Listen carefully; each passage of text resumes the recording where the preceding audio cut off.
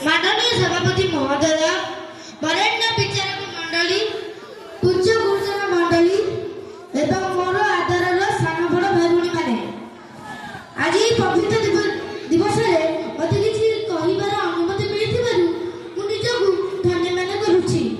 आज विषय वस्तु है मानव सेवा ही माधव सेवा। तेणु मोर कहबार किसी भूल हो जाए तेरे मत क्षमा करदेवे। अभावी मनीष मुखर मुठे दाना, दरिद्र पे खटे कना, पीड़ित पे कुंडल पदे आहा मानव जीवन में थिले। तेणु ताकू माधव सेवा कह जाए।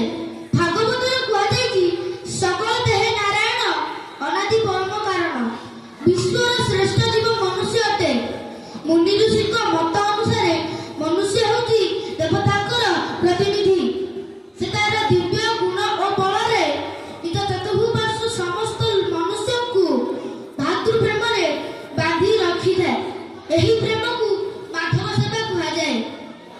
भारत वर्ष संत परंपरार स्थान चैतन्य कबीर नानक निज जीवन को मानव सेवारे समर्पण करथिले।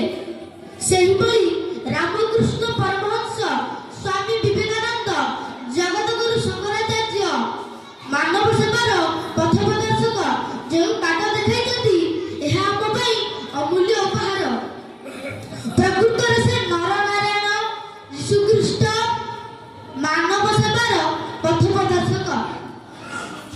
मदर टेरेसा जड़े विदेशी हेले से भारत में रही दुखी दरिद्र सेवा करुथिले।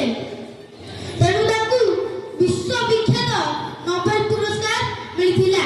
सेहिभଳି जातीय पिता महात्मा गांधी, उत्कलमणि गोपबंधु दास, संत कवि भीम भोई दुखी दरिद्र सेवा करुथिले। ताको भाषा रे प्राणी को आदत दुख अप्रमित देखु देखु केबा सबु मो जीवन पथे नरके पड़ी थाउ जगत उद्धार हो। आमे प्रकृतिर लोक ना मानव ना मनीष। मानव है आम पाखे मानविकता नहीं, मनीष है आम पाखे मनीष नहीं। केवल आमे लोक होइकी अछु कारण आमे लोक काम करूछु माने लोक बढ़िया काम करूछु।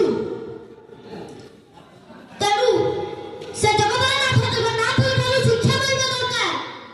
कारण से भक्त सेवा पाई से पवित्र रथ यात्रा रे बाहर करसथि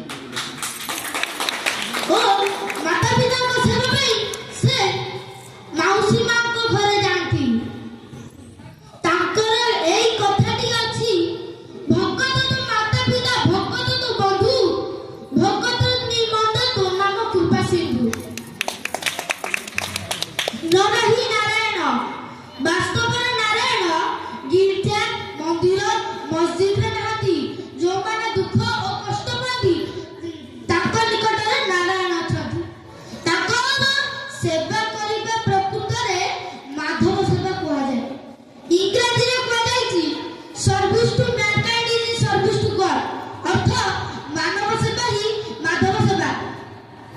तेणु मु शेष एति कहबा जाए सेवा होची अमूल्य, सेवा होची महान, सेवार तुलना नहीं। सेवार परम सूत्र होची आत्मस्वार्थ। तेणु आत्मस्वार्थ को त्याग करी सेवा करिबा उचित। केवल छात्र छात्री नुहे समस्त मानव एही परि